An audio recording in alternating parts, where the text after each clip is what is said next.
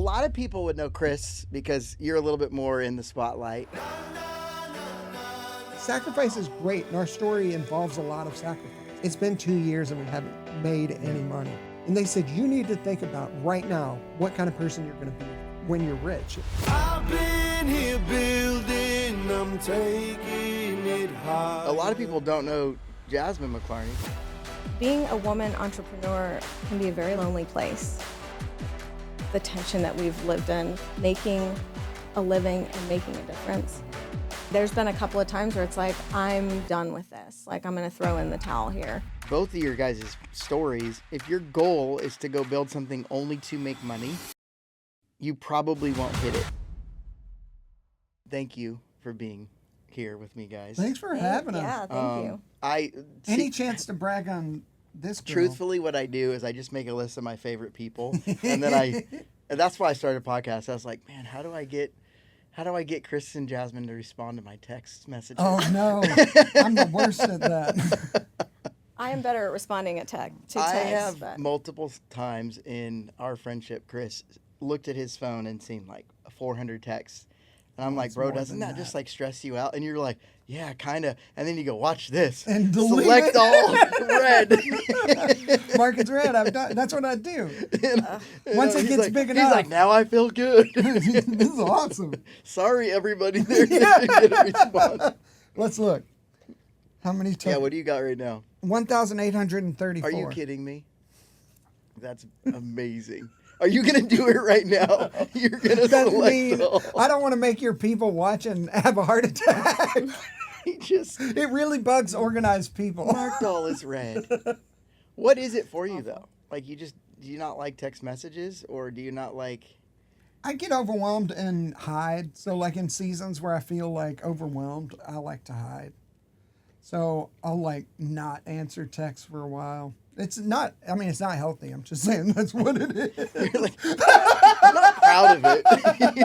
You're like, I'm currently meeting with my therapist about it. I am. Perfect. Well, you're in the perfect place. Yes, this is excellent. A perfect spot for imperfect people. But I talk so much in just talents in the podcast, and what I'm building is the people that want to have an impact versus people that just need to pay their bills. And Jasmine, I feel like you have such a talents story, such a talents journey from what I know, and I think I'm probably going to learn a little bit today as well.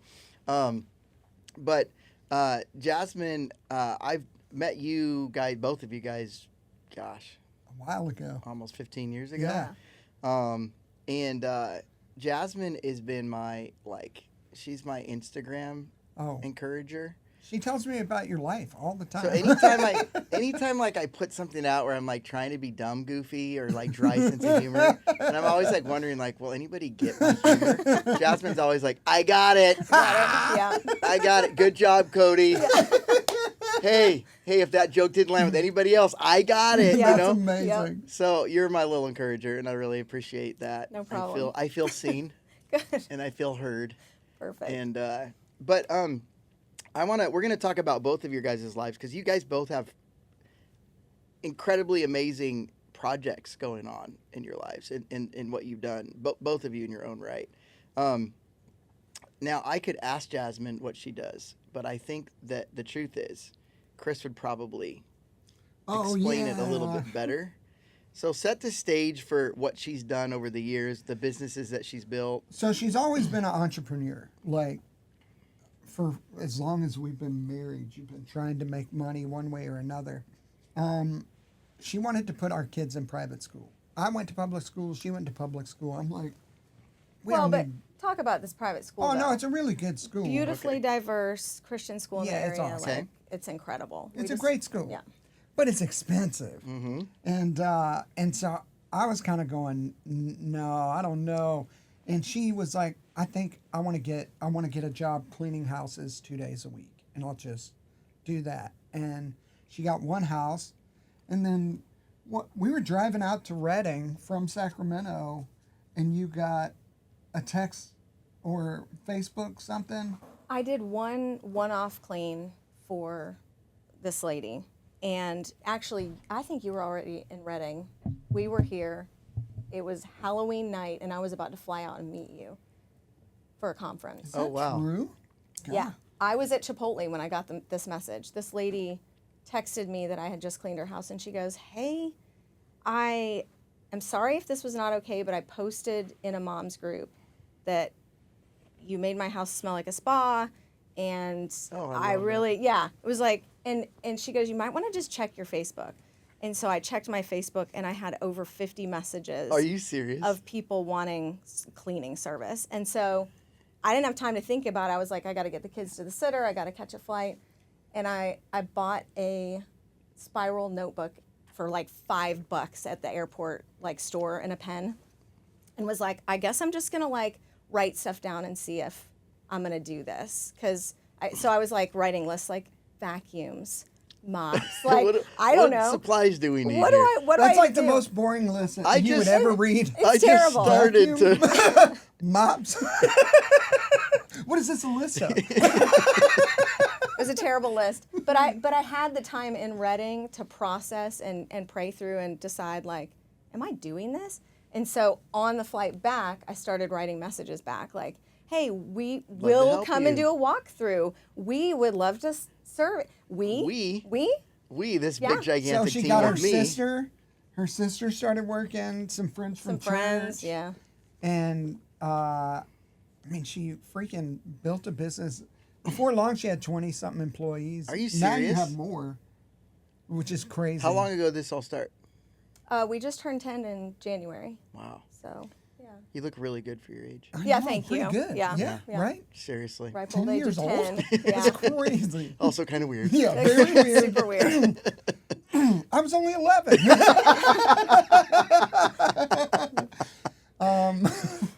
So you just turned 10.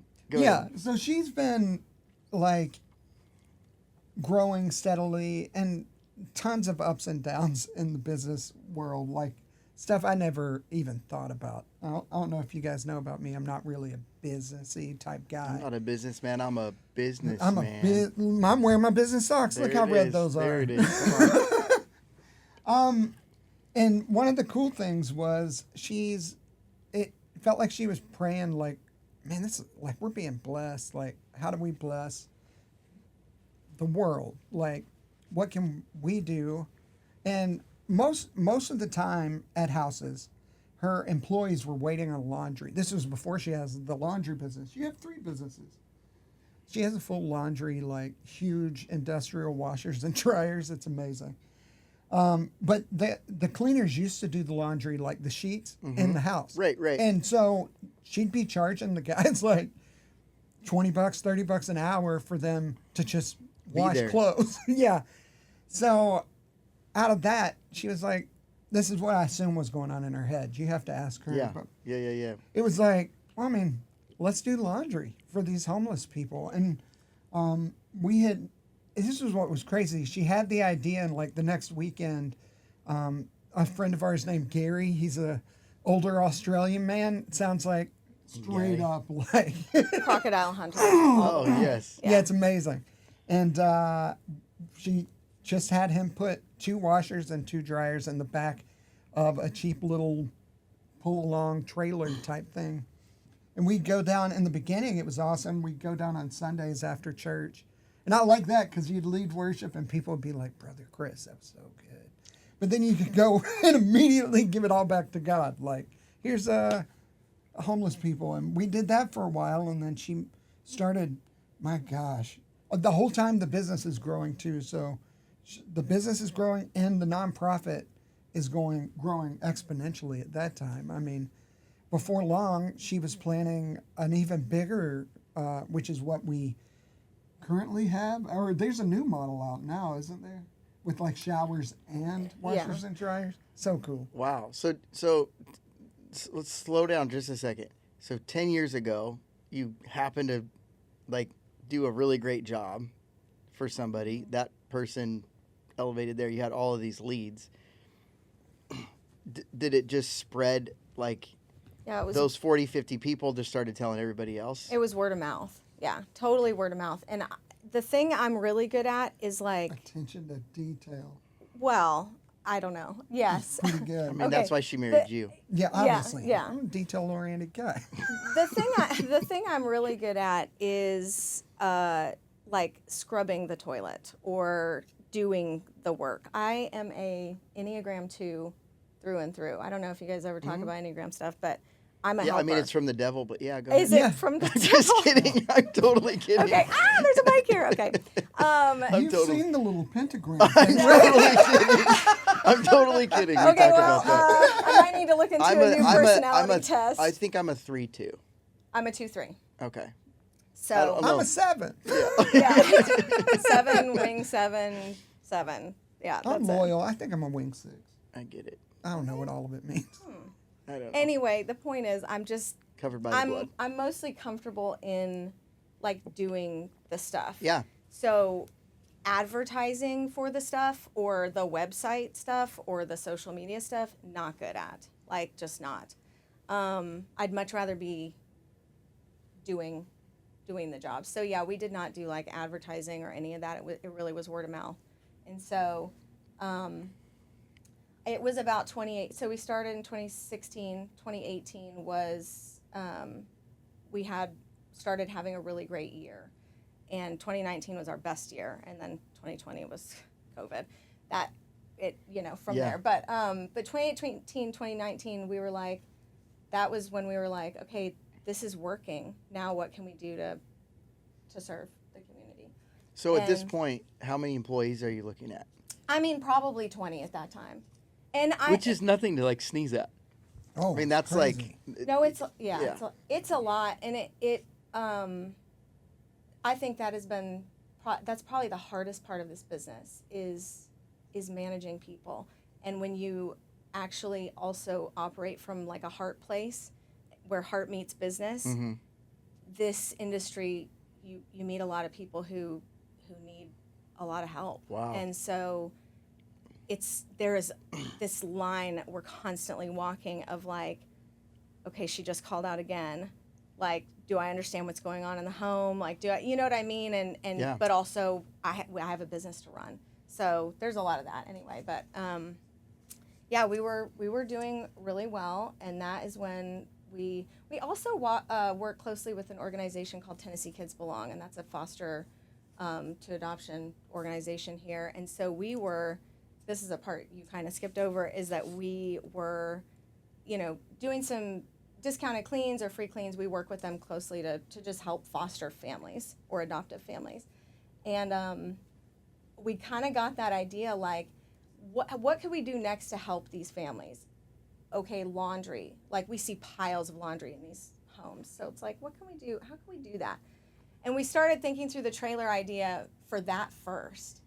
But So just so everyone understands. So when you say trailer idea, you're talking about couple washers and dryers. like an actual mobile washer and dryer set. Yeah. That's crazy. Mobile laundry. So when we started looking into it with Gary, who is like the brains behind everything there. Everybody needs a Gary. Everybody needs Gary's a the Gary. best. You know what I mean? Literally. Shout out to Gary. Shout out to Wherever- Gary. Shout out to Gary. Wherever Gary is right now. We love you, Gary. Yeah, he was doing the math on like generators and what could run these washers and dryers and all of that. And when we started thinking through pulling up in a truck and trailer with these generators running for how many hours, HOAs would definitely like have our heads on a platter. Like Snooty we'd be tooties out too of there. loud. Yeah. Shut it up. Yeah, so that's when we started going, who could we serve with this idea? And we went downtown and started talking to people because we were like, is this a need? Like, do people not have access to washers and dryers? And so truly, when we started talking to folks, they were like, yeah, I throw my clothes away and just wait for the next donations to come What? through. Dang. They don't have access to clean clothes, so Yeah. they throw them out. You wear them till they. Yeah. Yeah. That's basically what I do with my blue I was. jeans. I was gonna say. Just wear them until they're Just wear 'em till they fall yeah, apart. Yeah. Except the socks. Chris always washes the socks. I gotta get them new Great socks. yeah. Or they're not within walking distance of laundromats, or laundromats, if they can make it there, they can't pay $10 a load. Yeah. And Yeah. so we started looking into things, found an organization in town called ShowerUp who Knew how to hook up to the fire hydrants. they do to get mobile water. showers. What? Yeah, They do mobile so they do showers. showers. Mobile showers from fire hydrants? Yeah, and Oh, I basically love they this. just got this like one connector and it has all these hose That's outputs. insane. That And, would scare it has a me. water meter So on the bottom. Water pressure's good. Yeah. Oh yeah, yeah. Yeah. Never a drop in water pressure. I'm used to like the business side of things where if you cold call or you send an email, you're probably not going to get a response. Like Right. if you're trying to connect with somebody, Right. or I've got an offer, you won't be able to refuse. They do not want to hear about it. That's her mafia impersonation. That I've was got that an good. offer you will not be able to That refuse. was the whitest version I've ever heard.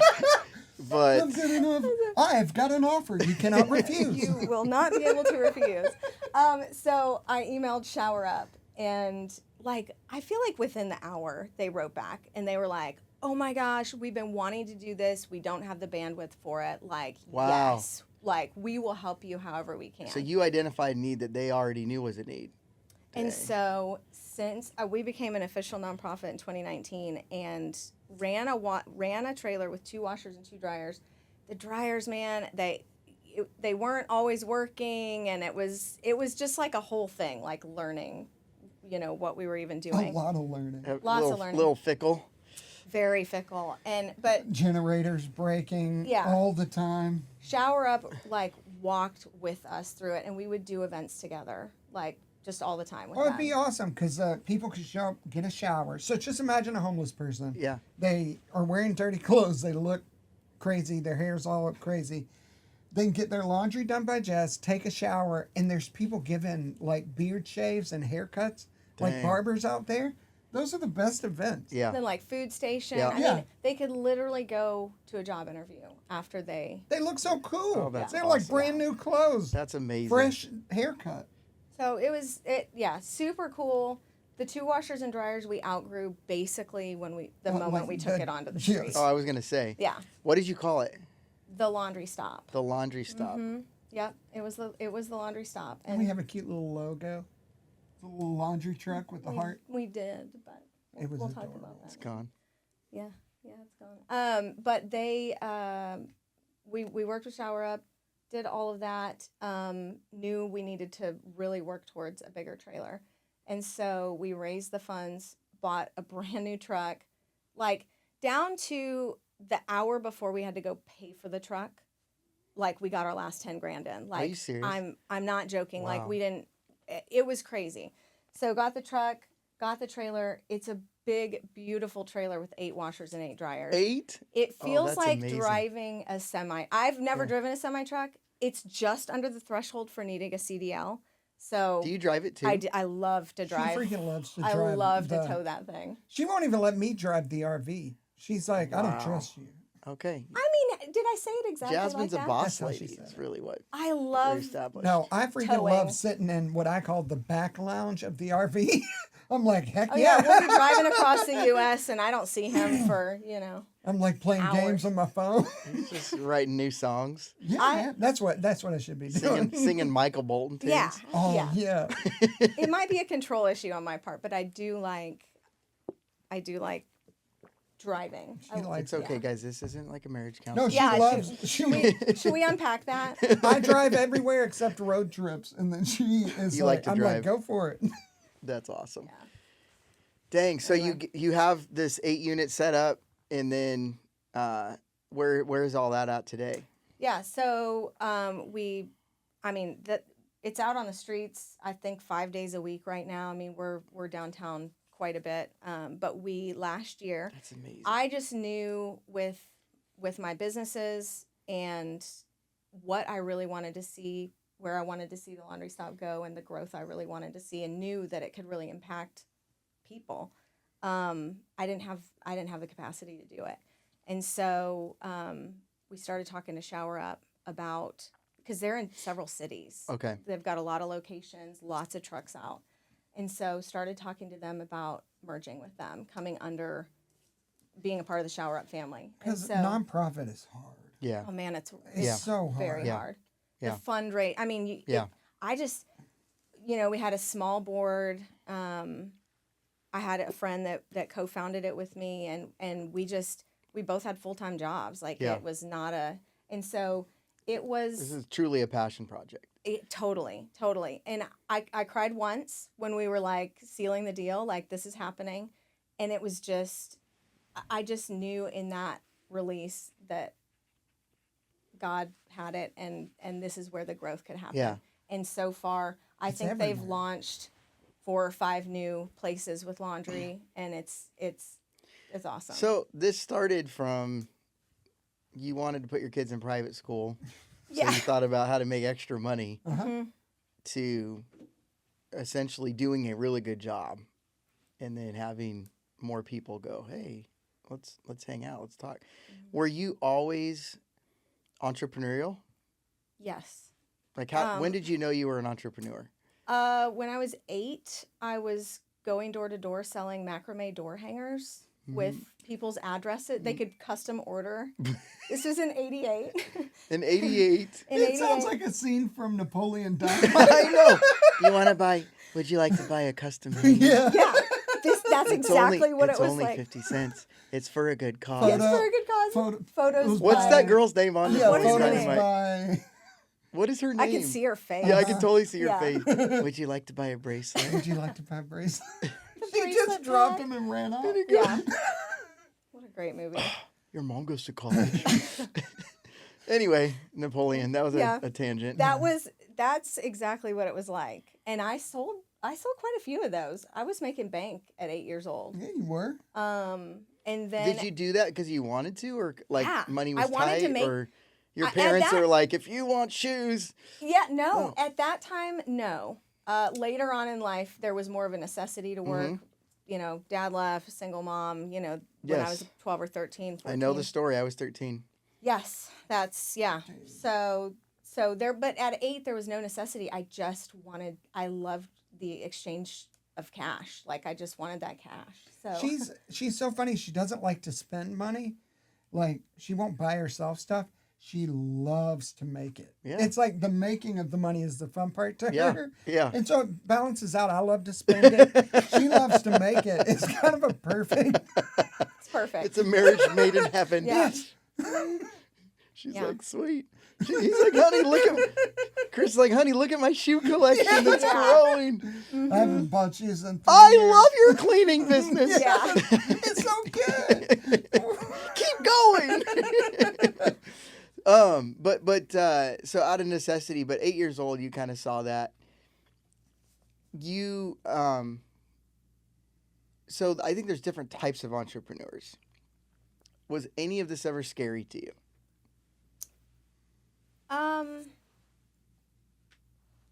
No, I don't think so. I love working with people. I love being in people's homes. I will say, so I sat down with, he's actually our governor now. We're close with their family. The governor. The governor walked her down the aisle Wow. because, like she said, her dad left when she was little. Oh, wow. My dad wasn't, yeah, my dad did not attend my wedding. But I- we're cool now. Yeah. Oh, yeah, we're cool now. I'm glad we get a step. Yeah. Just so you guys know, This is like one big therapy sesh. he'll stay in our backyard. So tell me how sometimes. that made you feel. Yeah. Yeah. Where was Jesus? So no, I sat down with him. This is when he was at Lee Company. So, I wanted the business, like, tell me what to do. Mhm. This was like probably a year in or something. And I said, I just want to be cleaning toilets. Like, I just want to be in there with them. Like, I don't want to, I don't know if this is really for me because I just want to. And he goes, if you stay there, like if you stay cleaning toilets, which is admirable, go for it. You're working with your team or whatever. But if you do that, you won't ever be able to create the opportunities that you could create if you step outside of that Yeah. and focus on growth and focus on the people, Mhm. focus on your clients, but you can't be in there all the time doing the stuff Mhm. because you won't be able to manage your team Yeah. and you want that single mom to be able to pay her bills, you've got to lead this thing. So And she pays That was really scary. well. We try to pay a living wage, but that is getting increasingly more Yeah. difficult. Yeah. Well, we can't afford to live now. Yeah. So it's like, my gosh. Less shoes. Less shoes. The- Less shoes, Yes. yeah. We Yeah. get free eggs now. Did she tell you about the chickens? No. We have 6 chickens. Let's not call them free. They're probably more expensive eggs than what we'd buy in the store because we feed them really well. Yeah, Yeah, we but- need to just make some bug, catching stuff. Just let them eat the bugs. Free bugs. Free. You go ahead and The, why don't you take they're care of probably that? really good eggs. They are really good eggs, to be honest. They are. Yeah. I love eggs. I eat eggs every day. Yeah, heck yes. Oh, we should have bought you some. Love the eggs. Yeah, that's fine. Yeah, I'm he here. would love to fly back I'm to here. I'm here California tomorrow. with I'm just kidding. No problem. No problem. But so, as an entrepreneur, did you do anything entrepreneurial before that? Was this your Here's what's interesting about your story.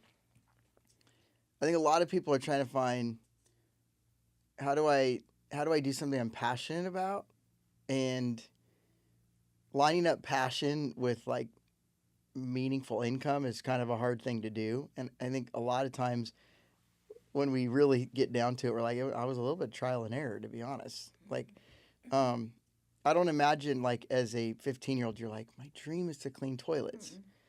But something in you came alive at the opportunity to serve people in this way. And then you saw that. I think that's really significant because I don't think that people put those together. I can make money doing meaningful work, Yeah.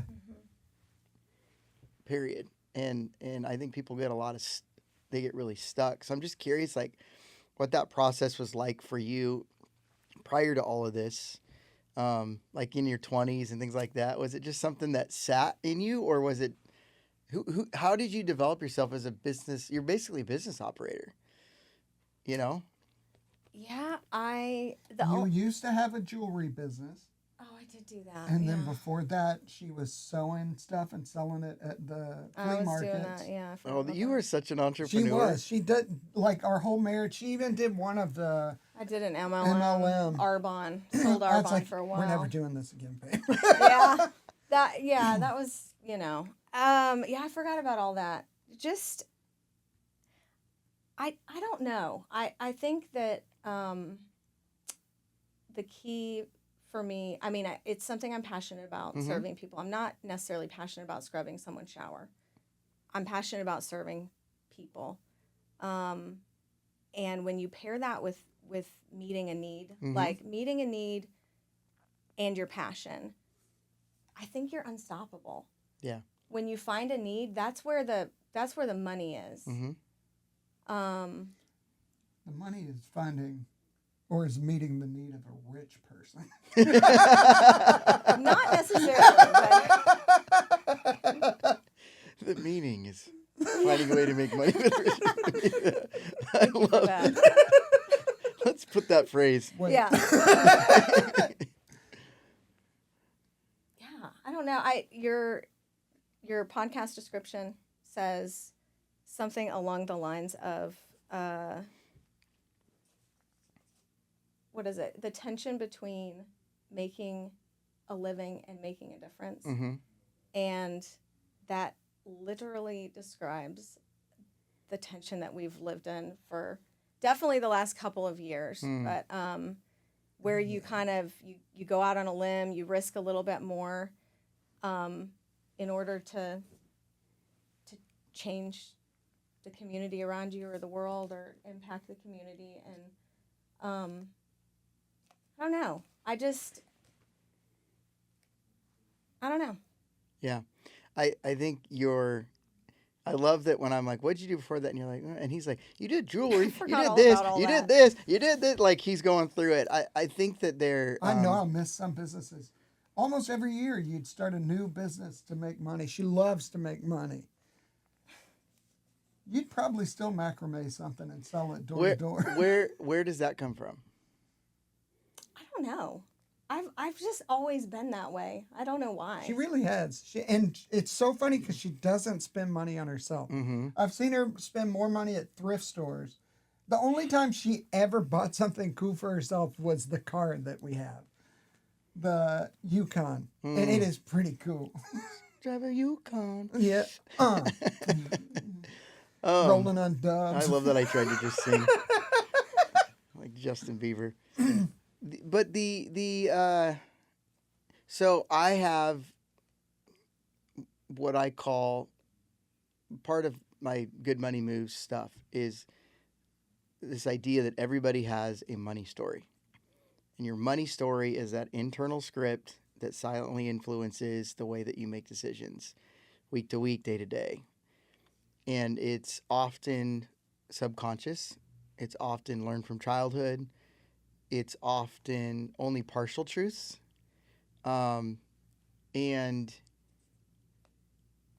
it's not necessarily bad. I think when most people hear me say that, they go, oh, so like I need to identify the lie and replace it with the truth. We're going to go through that exercise right now. Where was Jesus? Close your eyes, put out your hands, and we're going to do this together. Chris, repeat after me. I'm just kidding. Chris, I will repeat not after buy me. more shoes. But I don't need more.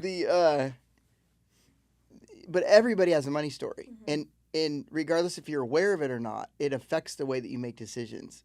So a big part of what I do is I take people through a money story discovery process where we invite the Holy Spirit to speak to us and That's show us cool. things. And it's really powerful because what happens is most of the time you're reminded of 2 or 3, maybe 4 moments in your life that marked you in this way. And then you step back and you go, I've always known about that moment, but I never realized how it affected me. So for example, one thing for me was when I was 5th grade, came home in the summer playing with my buddy. We got hungry, so I was like, let's go get some food. Went to my house, opened the fridge, and there was baking soda and ketchup. And I was so embarrassed. I opened up the freezer, there was ice cream. So I was like, you want ice cream? He was like, yeah. So we got ice cream, and I said, he wasn't a Christian or anything, but I'm like, hey, do you mind if we just pray for food? Because I was embarrassed, and for some reason as a 5th grader, I thought that was like how I would posture. Well, dude, you want 12 baskets of ice cream when you're done praying. See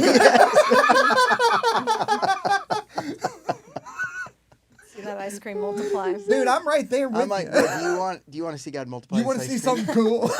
You want to see something cool? Hold up. Hold up. Hold up. This was before phones, or you'd Right have here. it on video. Yeah, clearly. yeah. It's not documented He just because started breaking the ice there's cream only container. accounts from the witnesses that were there. They lowered that one fat guy through the ceiling. Give me that ice cream. That's so good. Man, how did you know my story?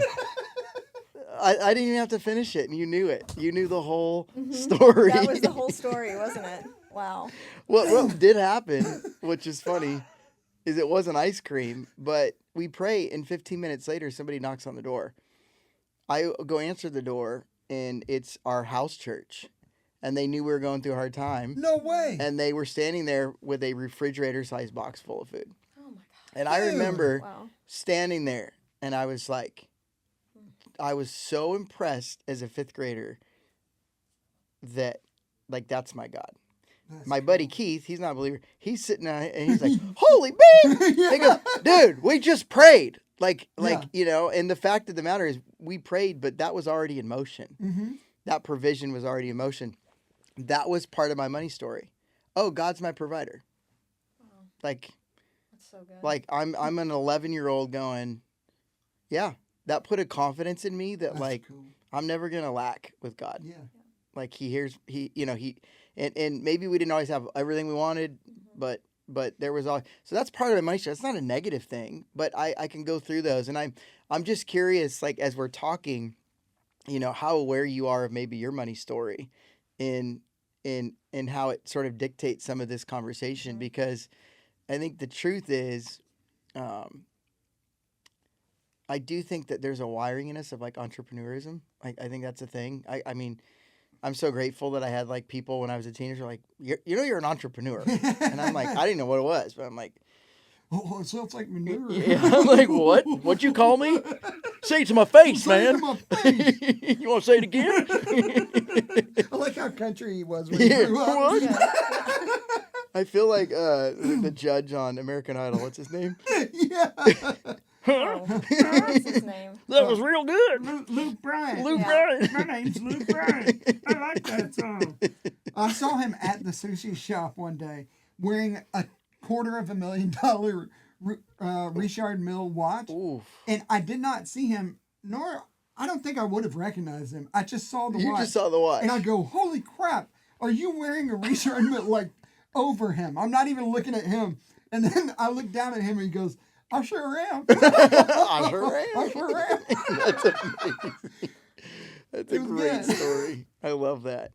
But yeah, do you you know, if obviously we're not doing like a sozo session right now or anything like that, but if you were to think about as we're talking, you know, what comes to your mind as I'm saying that, like your money story and the way that you're wired? Because I just think it's so important that we identify Yeah.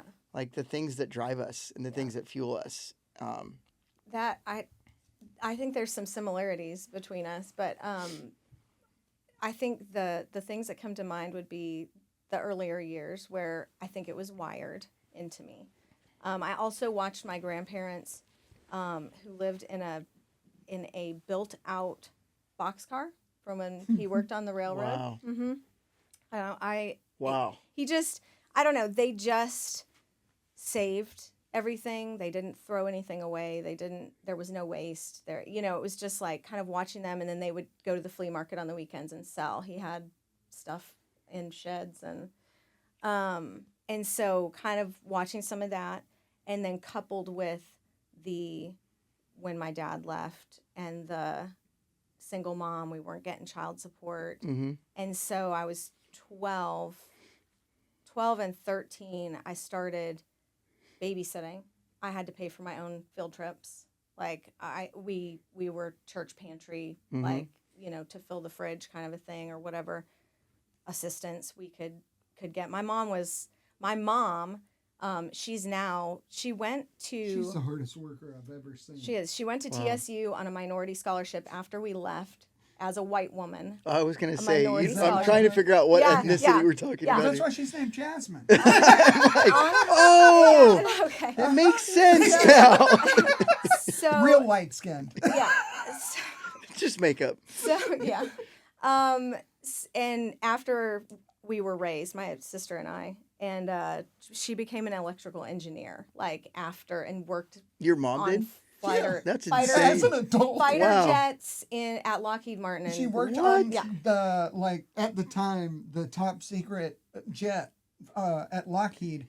And for my birthday one year, she sent me a signed photo from the pilots. Are you serious? Yeah. It's so cool. So That's such a cool gift. Yeah. she, watching how hard she worked, she was selling Kirby vacuum cleaners door to door. She Come was on. she's a musician, so she started something called Providence Productions, where she was taking the craziest songs you've ever heard and like amazing. trying to program them and like back in the 90s to make them Wow.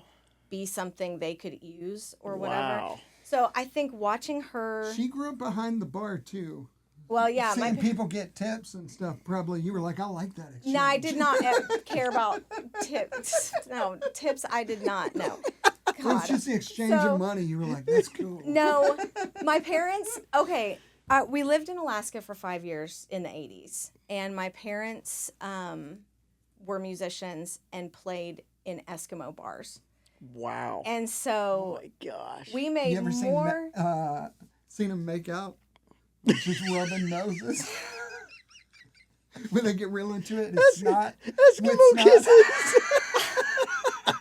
Literally cannot. Hey, get a room. Eskimo kisses. Eskimo kisses. No, they played Eskimo bars. They made more money in Alaska in the 80s than they could have ever They pay you to live dreamed. there back then. Yeah, didn't they? I think they still do a dividend check for That's living there. amazing. That's So, amazing. but that's how we ended up in Nashville. Is my mom was trying out for You Can Be a Star, which was the TV show back Yeah, then. I totally remember that show. And so she went back and forth a few times, and then we Lucky. moved. Yeah. So,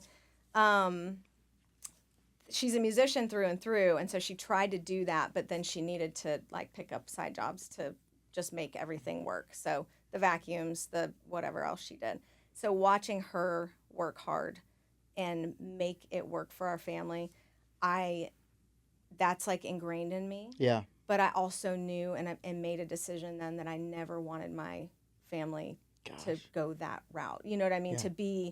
To struggle like that. And so I think that's where Yeah, we have the same story. Yeah. The last podcast episode I released was a little bit of my story, and it's literally the same conversation, the same thread. Mm-hmm. I think it's important. I ask you that question, are you aware of your money story? Because I do think that, I don't know, I kind of feel like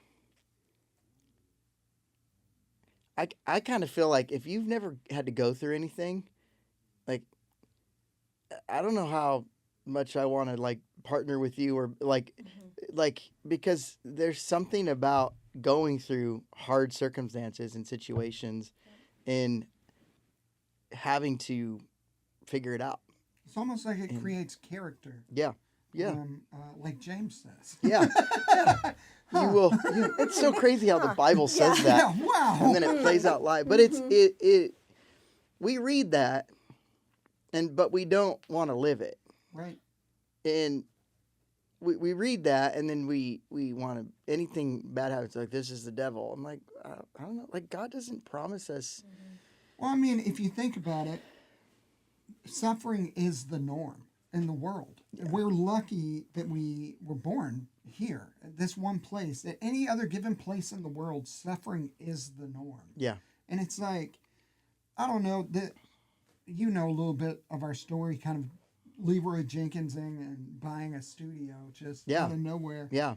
I think part of what I've been learning is just the joy of sharing and suffering with the body of Christ. It's like, I mean, there's real Christians right now being killed around the world. Yeah.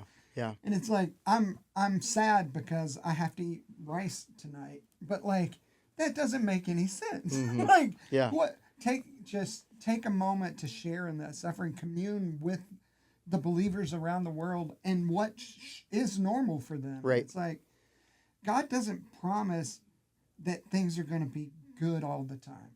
He promises that he has a plan that it will be good. Yeah. And it's going to work out. Yeah. And it's definitely not going to look like what you think because you're not God. Like, how would you even know?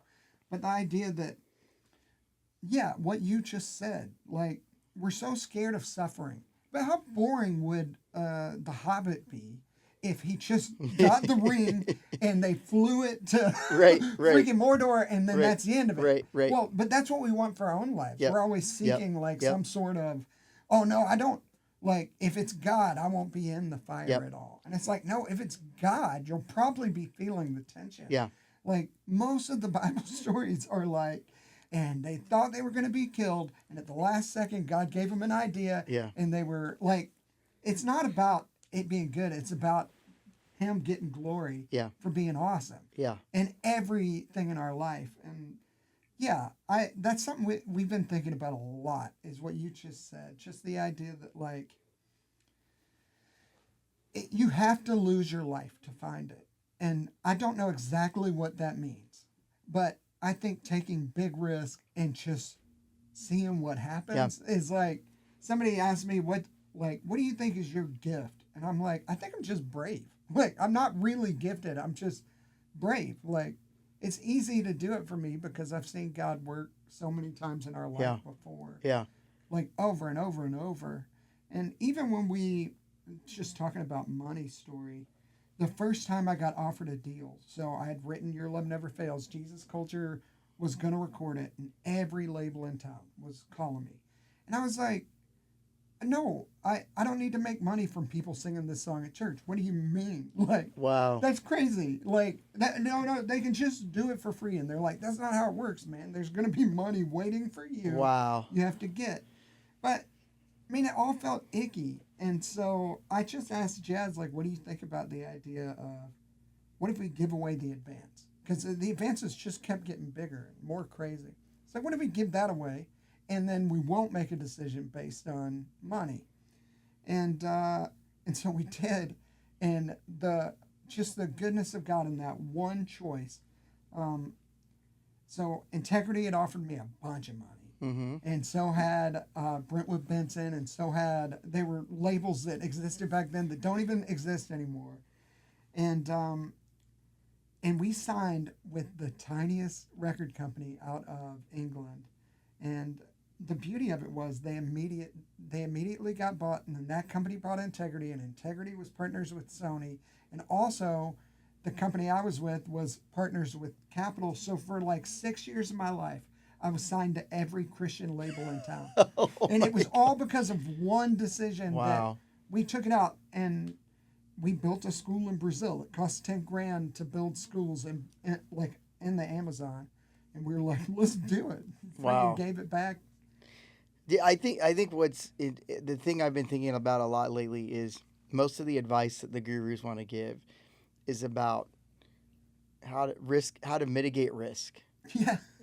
How to what's the risk profile? What's there's all of these equations, and let's just say, and I'm not against stewardship. Yeah. But I don't know a lot of places in the Bible that talk about don't take risk. Yeah. But that's like that is the message. I mean, part of what I'm going up against and challenging is even some of the I'm grateful for Dave Ramsey, but a lot of that is like, don't be a dummy and don't take risk. Yeah. Why would you do that? Because that's risky. And I'm like, well, I actually generally, when he's saying that, I agree, because I'm like, yeah, they're talking about taking on 30% interest, credit card interest. And so it's like, yeah, don't be an idiot. And like, that's stupid risk. But what about having faith to step out and go do things? Because I feel like on the other side of that are some of the most amazing, insanely cool stories and the most amazing, insanely cool experiences and memories, and what we're showing our kids and what we're modeling to them and all this kind of stuff. So I'm not like a take risk and abandon all, but at the same time, I'm like, no, I actually think that there's something healthy about walking through life, taking leaps of faith about things that you feel God's put in your heart and seeing them come to fruition at some level. You're very much there right now with what you guys have done Tell us about that. Okay, or say whatever you want to say. So like 2019, my best friend, a guitar player, James Duke, Yeah, James. I know James. He just oozes cool without so trying. Cool. He's the guy so I've always like, I'm cool. like, I just wish I could just wake up and be cool like that. I know, and that he wakes up and is cool. Yeah. I don't even think he like. No, he doesn't does even his have hair to think or about nothing. it. He's just like, hey, I'm awake. He's and like, badass. yeah, here we Deal go. with it. Boom. Sorry. My bad. No, he was really struggling because the gigs were kind of not what they used to be. I mean, we're in the middle of it too. Yeah.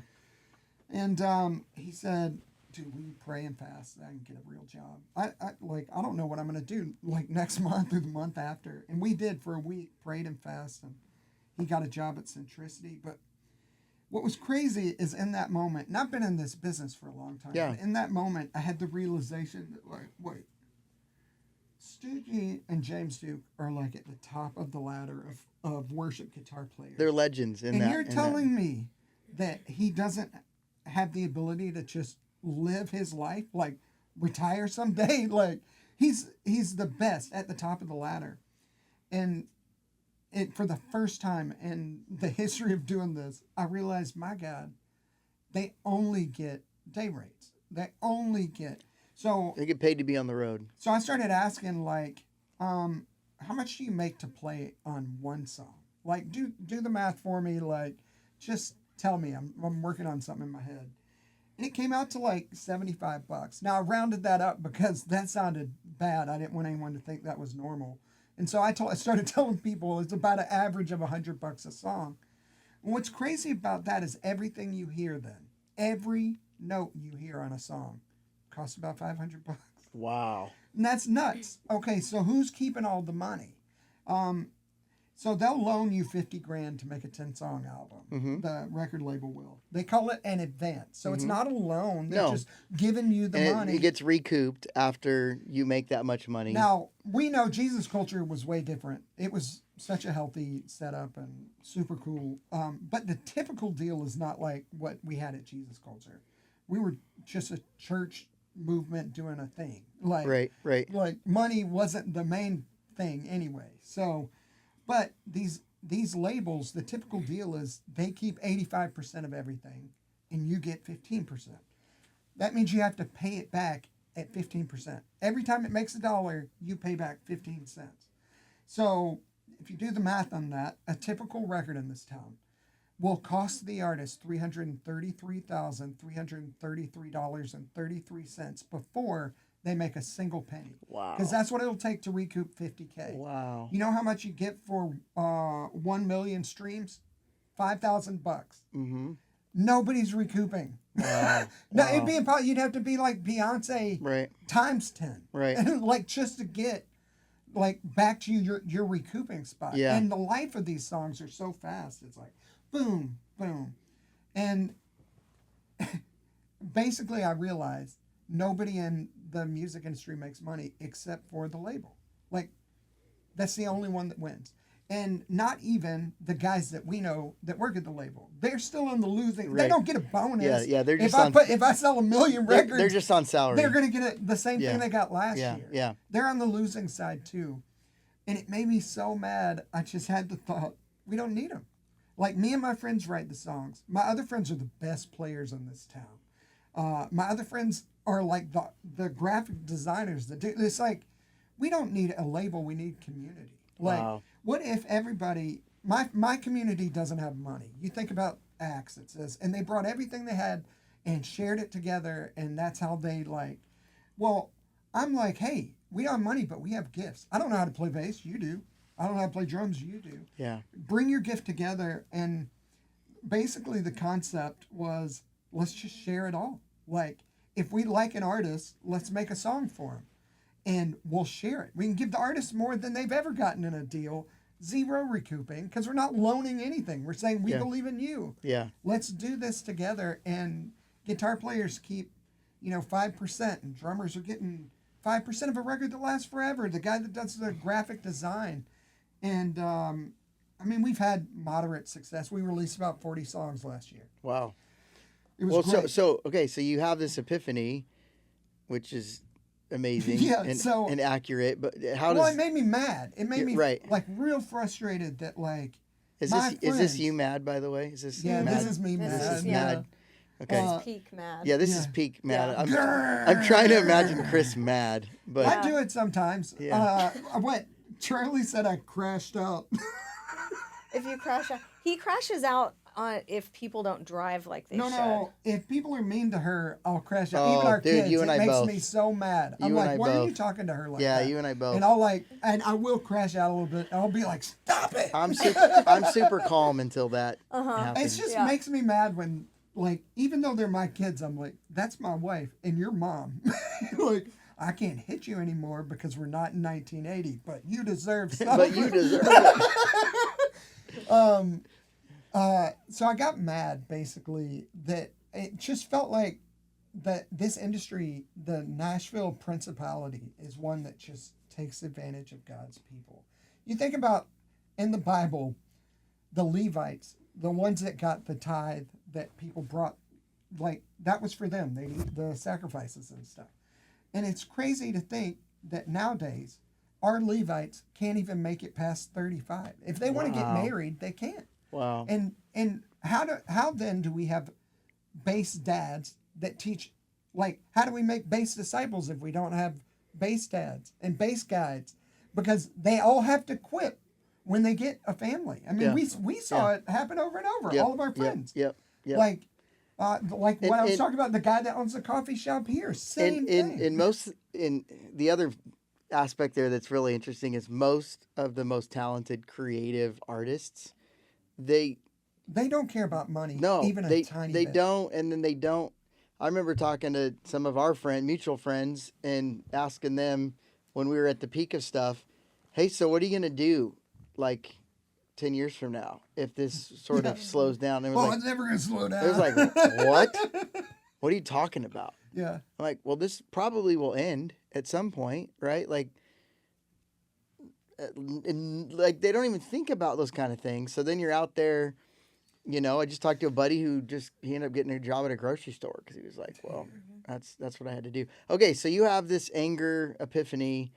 You start throwing things. You start tearing through Nashville. No, I just started. I started telling my friends, like, I'd just be like, guys, we just need a studio. That's all we need. Like, you do that, and you do that, and you do that. And I just kept saying that. And finally I decided, like, screw it. I'm going to sell my catalog of songs. So shopped around for about a year or so trying to get top dollar for it. And finally got capital to give me $1 million for my catalog. And it was like, all right, let's buy a studio. Now, what was crazy was the buy a studio was like, down the road in my mind. Like, we're going to sell this. We're going to figure out what we're doing with our house. Well, this studio in downtown Franklin goes up for sale, $1.25. Now, because we're both self-employed or we own our own. Right. The bank says we're like, you've never made money in your life. Right, I don't know 'cause you what you're just talking about. Deduct things. Like, I had $1 million. Because you deduct things ethically. Yes. Ethically. Yes, 100%. But you make $1 million and they're like, I can give you a loan. How will I know if you make money? It's like, bro. Right. So we could only get a loan for $1 million. We had paid off debt with some of that money. And that was the top of what we could do. Wow. That was it. And so I went back to him and I just wrote like, bro, I want to buy this house. This is what I want to do with it, but I can't pay more than $1 million. It's impossible. They won't give it to me. And 2 weeks later, he said, all right, I'll take it. Wow. Now, when it got appraised, it appraised for what they were asking. And then we had a year ago someone come up and say, what about $2 million for this place? Wow. And it was like, what? What? It's the front line of the battle. You could of move to Franklin. North Dakota with that kind of money. I know guys. you could. You know what I mean? You live real well. But it was a God thing. We got in the studio. That's so cool. And, So you sold your catalog. You started it. What's it called?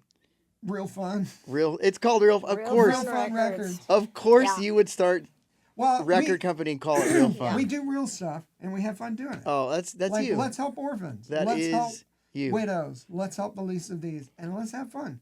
And honestly, I think the community is the ultimate goal for me. Wow. It's like, yes, building a catalog for these guys so that 10 years from now they can survive forever off of tails, or maybe sell it like I did and just invest $1 million in something. That's the ultimate goal for money, which will come. It's an orchard. Right now, we're building a vegetable garden, so we're going to do some cohorts, do some training stuff. Just because, again, we've got the best players in the business. Josh Fisher's there, like, every time we do anything. He's like, I love him. He's the best. Yeah. And, so basically the business model is we make music for $0 and everybody shares the outcome. Wow. So if it wins, all boats rise. Like, the whole community goes, Oof. and this, like, again, we are offered so I said 15 is a normal deal. We started at 30. So the artist doesn't have to recoup and gets 30%. Wow. So a third of what. Wow. Now that's a whole different deal. Now they can make money off of their music. Are you are you taking on artists, or how are you doing that? Okay, so Yeah, what's that the look first like? year What's we that had, look like? The Yeah. first year we had to design a system. Like, how's this gonna work? Like, cool, Chris, you said it out loud. Neat. Like, that's not really It's legal. real fun. Yeah. Yeah. Cool. That's not legal. My business partner Jesse, he's really the smart business guy. I'm more of the dreamer, like, inspirational guy. I'm like, we can do it. Yeah. Come yeah. on. Heck yeah. And he's like, we can't, man. You gotta get it legal. So we spent a year kind of designing. And keep it all legal. Like, how do you share? How does it stay fair for everyone? Like, the amount of work you have to put into it, you get back. And we wrestled with that and with the boys, and we did a little recording that first year. last year we released 40-something songs. And most of those were with artists, like just friends of ours that we knew. We did start a band called Good Things Collective. And here's the ultimate goal of that, is I want to just build a platform for regular church people to be able to put out their music and it be seen and recognized. So I attached my name to every song we put out on it. So it'd be like Chris McClarney and somebody else. And what we found is that my audience immediately starts listening to them. Yep. And you'll look at I think one girl got 100,000% increase in listenership. And I was like, how does that even work? That's amazing. But the goal being, and we're at the very beginning of it, but we'll create a platform of genuine worship music, but not necessarily worship individuals. Like, here's worship personality so-and-so, but no, here's music coming out of a church. Here's music coming out of the Big C church instead of the 4 big name churches we get most of our music from. Right.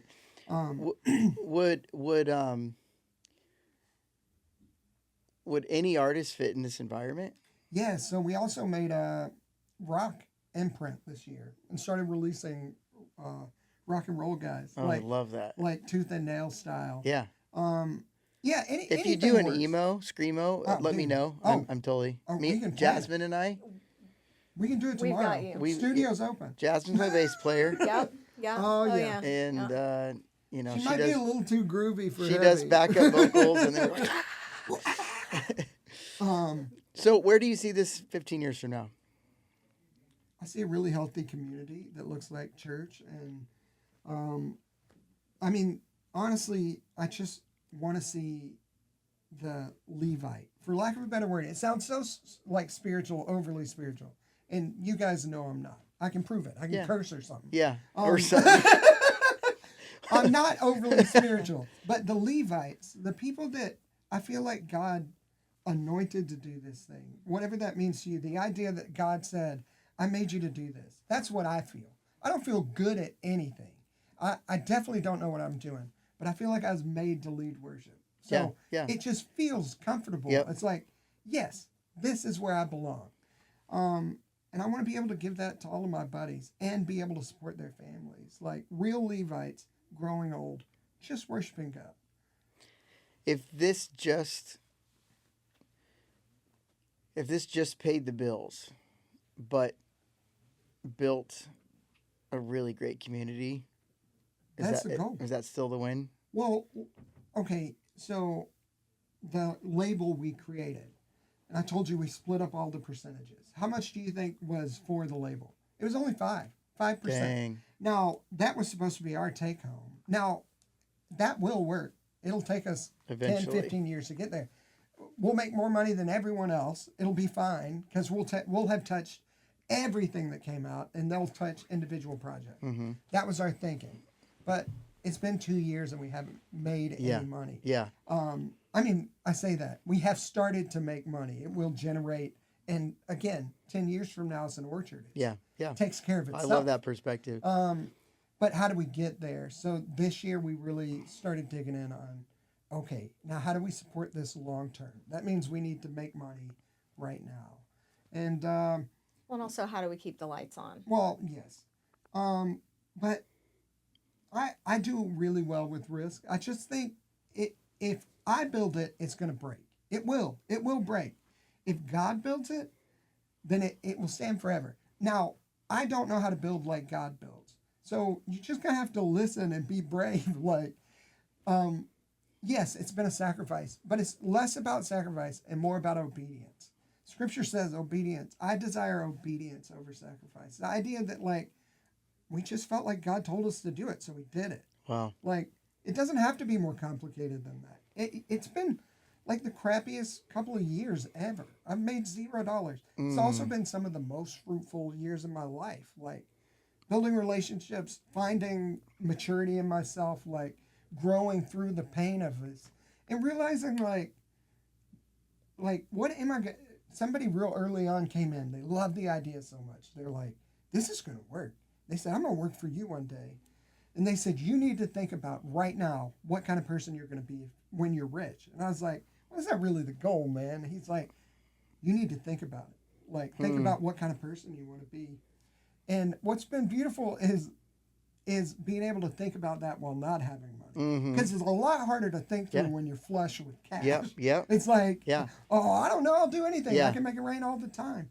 But being here, it's like, no, I want to be wise with the money I make. I want to maximize the impact it could have. Like, if I could get this business to be making like $5,000 a month, and if we took $1,000 of that and invested it into one of my buddies' businesses, I mean, it's like we could do anything. Right. Like, and that is the big goal, is just kind of an ecosystem of people that are part of the Big C Church, want to do something real, and are cool to share. I mean, there's honestly places for everyone.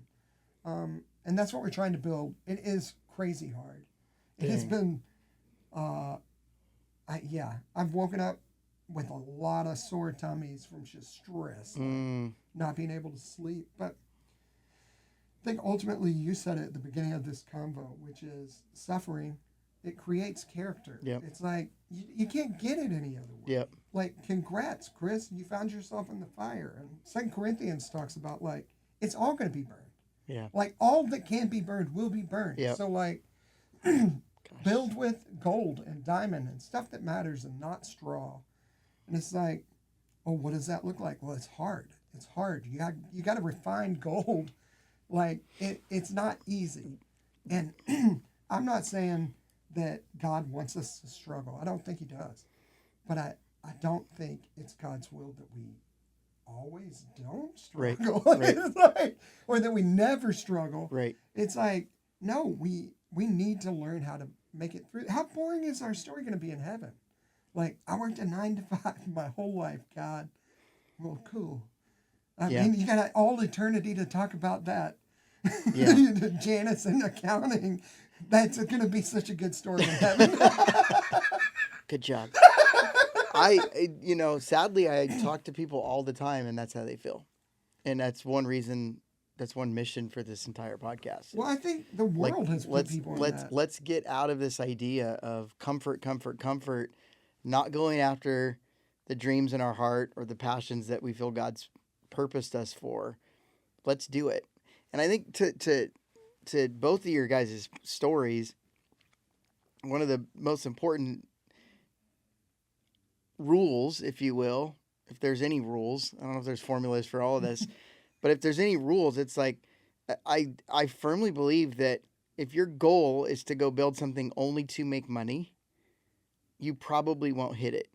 When your goal is to go solve a problem, bring value to a community, serve somebody else, you always win. You might hit your goal if your only goal is money, but there's gonna be a lot of people that you've stepped on. I think. I mean, that's the ultimate truth. Yeah. Is it's hard to honestly make a crap ton of money. Yeah. It's like without hurting people. Yeah. And especially with her business, I mean, most of the people that work for her, single moms, like lower income people that she's now paying a living wage for the first time in forever. What a cool gift to be able to give the world around you. Like, it's beautiful. Yeah. Yeah. It's so beautiful. She could probably make twice as much as she does, but she treats people the way they're supposed to. Yeah. Gas is expensive. She charges her customers more. It's a gas surcharge. Yeah. My people got to drive. Yeah. Yeah. She's cool. She thinks That's about not my her people. generosity, though. That's But do you what do you say? I just would love for you to just speak to that creative or that entrepreneur through the screen, so to speak, and that's terrified, that's scared, that has things that they want to go after. What I love about your guys' story is it's just a story of taking steps of faith and stepping out. But there's something in it, guys, that's so important to talk about, and that is this beautiful word that I love to use that nobody seems to like, stewardship. Yeah. So many believers are sitting on the sidelines deep in their own fear, and they're calling that deep fear, well, I'm just waiting on God. Yeah. I think it's so weird because in the music biz, you run into a lot of people where you're like, you need to wait on God, bro. Yes. No, and I do think there's a place for that. Yeah. So I'm not discounting that. There's seasons Obviously. where we do that. But I do, the more people I talk to, I'm like, oh, you're not waiting on God. You're just terrified. Yeah. And God is going to start showing up when you start moving. And it feels like you guys have both lived a life that's like, all right, well, here it goes. And I mean, how much worse can it get than whatever you're at right now? And just saying you can only get better. The world's falling apart. Yeah. It's time to try this stuff. Let's make a better world. Well, we tell our kids all the time too that because there's a lot, especially as teenagers or early 20s, like, I don't know what to do next. I'm, trying to figure this out. Do I take this next step? And we just encourage them. I mean, we're obviously seeking the Lord together, but also just walk through that open door and trust that God is going to he'll shut it if it's not right. He'll redirect. But if you're frozen and you're just like waiting on God, you could wait there a real long time. well, Take that first step. and then you blame it on God. Yeah. Yeah.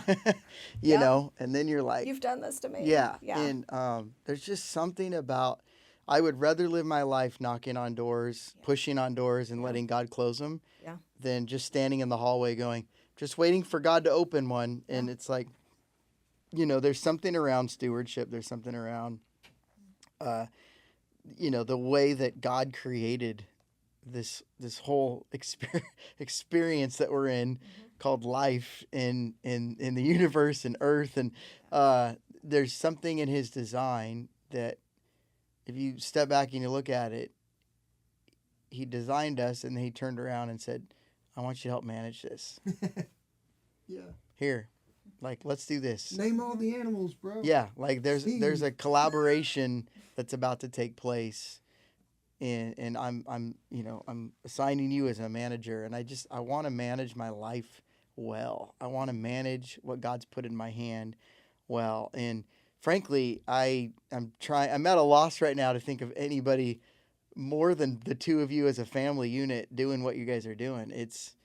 You were living out stewardship in your own ways. I will say I messed up a little bit in the studio purchase, like Abraham. So I felt like God told me to do something. So God came to Abraham and said, bro, I'm going to give you a bunch of kids. And Abraham's like, okay, cool. But he doesn't understand, so he tries to help God out. And in doing that, he kind of made the enemy of the real promise, which is crazy to think. So when we buy the house, and I immediately get a loan for the studio portion. Now that thing has been like the bane of my existence ever since. It's like a big loan payment every month. And I went through exactly what you said. Why are you doing this to me, God? But the truth is, I probably just ran ahead of him a little bit. And it's like, you can be your worst enemy by running ahead of God too. That's not a counterpoint to the one of Right. like walk through the open door, because this wouldn't have happened had I not ran through, like jumped out the window, kung fu style at this thing. Yeah. But in doing that, the wisdom that I wish I had was a little bit better stewardship of not just the word that I felt like God had told me, like, do this, but the actual, like, running a business, which part of it was, I don't know how to do that. Yeah. I write songs, man. Yeah. And it took a lot to learn. But the other part was, I do think that there's a serious risk for people that are like us, that take risks, that we run ahead of God and end up making the enemy of the thing that he's promised us. That's why I said sacrifice is great, and our story involves a lot of sacrifice, like giving of ourselves for other people. But it's obedience that really matters. Yeah. Like just giving of yourself to anything. I mean, anybody can sacrifice anything. Yeah. It's like, Yeah. like cool. Yeah. but the idea of doing that in stewardship and for the idea that like with God it's going to be better. It's going to be hard now, Right. but there's something way better on the other Yep. side. On the other side. We can have it easy the whole time and never reach anything better, or we can have it hard and reach something truly better, and it will have its new struggles and complications. That's the beauty of growth. Yeah. Like, we used to only make 30 grand a year, and we felt the same way we do right now. Yep, Like, yep. we just don't ever have enough. Yep. It's like it's always felt the same. It's like learning that, like, I need to change the way I think about money instead of, like, my money story is I've never cared about it, and God's always just provided. And I genuinely don't think about it. I don't like it. Like, it's cool, whatever. Now, I learned from Donald Miller in his book, Small Business Something, as soon as you say I don't care about money, your business fails. Yes. I read that like first Yeah. chapter. And was It's funny you say "Oh, that. I was just crap." going to say that. So there was a lot of learning. Like, I Yeah. didn't know. I didn't Yeah. know. I didn't know that you couldn't run a business like a straight ministry. I was like, man, this is going to be great. Right, Like, right. We'll give everything away. God will give us more. Like, no, we're getting smart about it now. Yeah. Like, Yeah. how do we sustain for the long term? Yeah. But Stewardship. Tell me this, guys. You guys have such a unique dynamic in that you're both entrepreneurial in your own right. Creative, artistic. yeah. Has there been the tension in the marriage of like, how have you juggled? Like, Chris is trying to build this studio and this record label and and you're building. I think maybe there's a lot of couples that are going like, how do we do that? How has that been for you guys? I think the biggest like butting of heads would be the not caring about money versus I'm like, we have this bill, and so there's been tension there that we've been working through, and as he's kind of discovered, it has been a really terrible couple years. In Even that with place. your business as well, she made a big leadership change, like trying to move forward. Let's grow the business, and a hire didn't work out. But it was such a like kick to the butt of what she was trying to aim higher, pull herself off of doing the work every day, and like actually grow a business. And it ended up taking her back like probably a year's worth. So in an attempt to move forward, she's back, and it took her a year to recover, basically. Well, what's important from those types of situations is what you do next. Yeah. So what's important Yep, from 100%. this place that he's been in, not caring about money, but now that realization is there, and so now we can move forward with that. It's just We're not a gonna move forward. motivator. It's okay to say it doesn't motivate me. Yeah. Sure. But I Yep. need to care about it Yep. because we need it to pay the bills. Money is a tool that you put in its place. Yeah. Simply put. It's not my boss, though. So it's like, yeah, you don't have to call it your boss. It's a tool. It's Yeah. just like a mop for cleaning or a guitar for, yeah. it's and when you put it in its right place, I think it helps you. But anyway, keep going because Well, no, so I mean, insightful. it just that is that we could let any one of these things tank us. I mean, I did. I mean, there's been a couple of times where it's like, I'm done with this. Like, I'm going to throw in the towel here. But then about 5 minutes later, I'm like, okay, just needed that cry. I'm good. Just need to walk it off for a second. yeah, It's and just overwhelming sometimes. Yeah, there's been some overwhelming places and weeks and months, but also the growth that he's experiencing. It's like, okay, now let's walk forward together in this. And I mean, he could give up, I could give up, but we're not. We don't want to do that. Isn't that who you Nobody are? really Yeah. gives that up. Do you, when you started the record label and the studio, was that like a family, like we're all in conversation? Yeah, I don't think there was any kind of pushback from anyone. It was Yeah. like, why would we not do this? This sounds like an awesome idea. I think part of that is I'm pretty good at, once I feel like God's given me an idea that feels like a God idea, I'm like, check this out. You're driven. Yeah, it's like, check this out. I'm not driven to accomplish. I'm driven to get the word Yep, out. Like, yep. you like, I have an idea. I think we can do Yep. something. And just realizing that I can be good at that and let my business partner care about how we make money.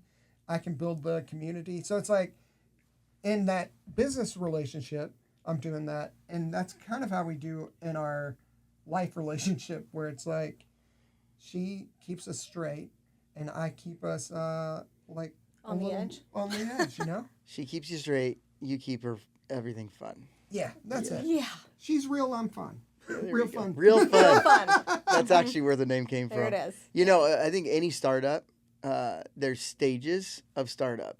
And the first stage is the ideation, which comes with idealism, which was what optimism. Was killing us. Yes. This can't fail. This is going to be amazing. It's fantasy land.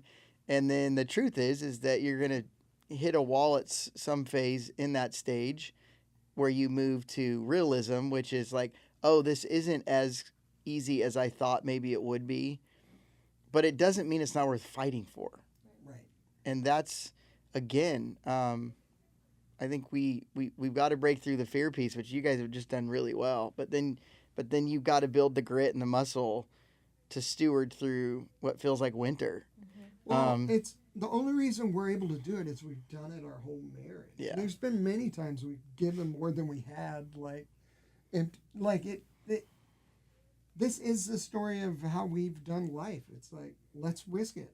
Every time she wanted to start a business, we pour everything into it. Yeah. Let's just do it. Yeah.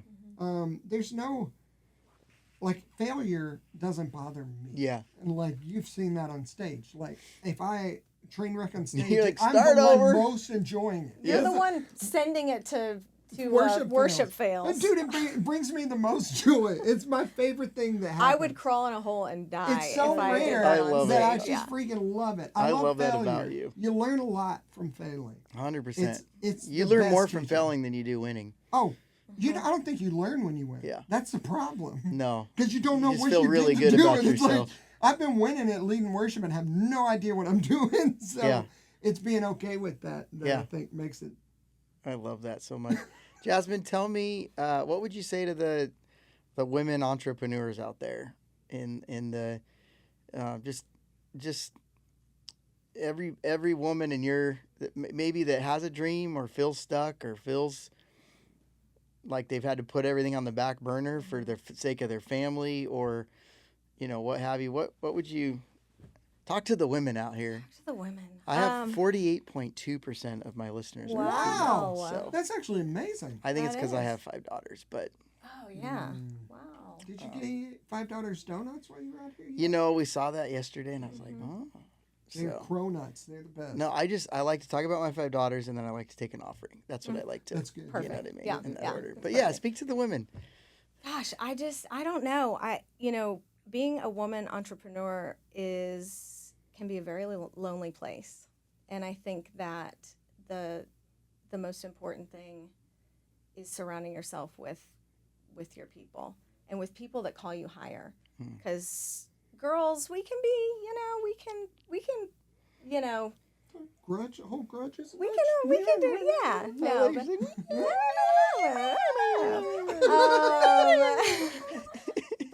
but it's really important to just push out past that kind of first layer and find your people, find other people who are doing what you want to do. There's a lot of fear that can come in, and it's just important to not hold on to fear. I think that for me, every next step that we've taken, I mean, yeah, sometimes we fail. We just do. But like we've talked about this whole time, I mean, if you just don't take that step, you're just stuck. So that's been a big part of our lives and of my business and The other nonprofit cool thing and whatever. about your business is most of the people that work with and for you are women. They are all women. Yes, currently. You've had a guy here or there, but just the idea that it's all. What did you say? She's had what? A guy. A Oh, guy. I thought she guy. said gay guy. A gay guy here or there. Oh, No, there's a gay guy here or there. Was Yeah. great. Yeah. I was like, They This make awesome. house is fabulous. I was like, They make oh, awesome okay. Bring your Yeah. mom. Yeah. I'm like, No, A that's guy. funny. Okay. Yeah, we hire women and gays. Why that feels so normal for someone to say in the South? That's wrong. I definitely feel like I would have heard that. Yeah. Well, No, there's a we- new slogan. Sorry, yeah, no, I did we're not. I heard that completely wrong. No, a A guy. guy. You had So a guy. she's got like only girls working for her. It's kind of cool, the idea that like even her leadership team, it's just woman run business for Hey, I would. women. I'd hire a guy if we found the right Yeah, one. I don't think it's about, I'm not like, oh, it has to be equal, this and that. To me, I think at the end of the day, for me, I've got 5 daughters, and I want to raise them to be strong, independent, passionate, gifted, walking in the talents that God's put in their hands. And so hearing just your wisdom, I'm like, talk to my girls, Jasmine, because I got some entrepreneurs in there, and creatives, and they're gonna do amazing things. But I love highlighting people like you, because I feel like you're such a boss lady, and you're doing the work, and you're doing the thing, and you're doing it because you care, and you're doing it because you want to bring value to your community and serve your community. And I think that's such a beautiful thing. So thank you for just being here and sharing that for all of my 48.2% Yeah. female listeners. Guys, thank you so much for sitting down, Thank having you. this conversation. Thank you for doing the work that you're doing. I'm just believing blessing over both of you guys Heck as you yeah. continue to build. And Chris, how can people connect with Real Fun? Just go to realfilmrecords.com Okay. or look at us. But on is Instagram. there a giving component and a artist component? Not right now. No? We're gonna start a Patreon, Okay. so that people can support. I mean, that was the original vision, was that like rich people would support a renaissance, if you will. Like, let's Yeah. just make art for art's sake. Surprisingly, not an investable business. Yeah. So, Oh, they want to see profit margins and blah blah blah, for sure. But well, create that, and hopefully by the time we air this, you have something like that set up. If it's there, you'll see it in the description. So we're gonna link everything in the description, so you can connect with Real Fun. And if you are in the Franklin region, Nashville region, what's your cleaning company? Green Room Cleaners. Green Room Cleaners. Music Row Cleaning Co. Green Room Cleaners is non-toxic residential. Music Row Cleaning Co. is Airbnb only. Very Okay. toxic. And then ShowerUp, showerup.org. Yeah, Yeah. yeah. Let's go blow up their businesses. How about we do that, guys? How about that be our mission as we end today? Is Operation Blow Up McClarney's businesses. Yeah. In a good way, not a bad way. Yes. Thank So, you. anyway, I mean, I'd get good insurance payouts if you blow up my business. It could be a win. I'm not saying do it, because then I'd be part of the fraud. But if you blew up my business personally, and I didn't know about and I it. didn't know about it, so it was legal, that'd be fine. Oh my gosh, Chris, you're one of my favorite humans. Thank I you so love much you, for dude. hanging, You're and the Jazz, best. thank you too. I feel kindred with you. We've got similar stories, Absolutely. Yeah, we do. And you're both we both love Chris. awesome entrepreneurs. Yeah, That's what amazes me about people like you, is just the drive to accomplish. Because I don't really have that drive. I'm like, the drive is to have fun, like Yeah. to be friends. And then the way I accomplish that is via that stuff. But it's cool how your brains work. Fascinating to me. yeah, we're pretty awesome. Yeah. Right, yeah. So. She's definitely my better half. Awesome. Well, I love you guys.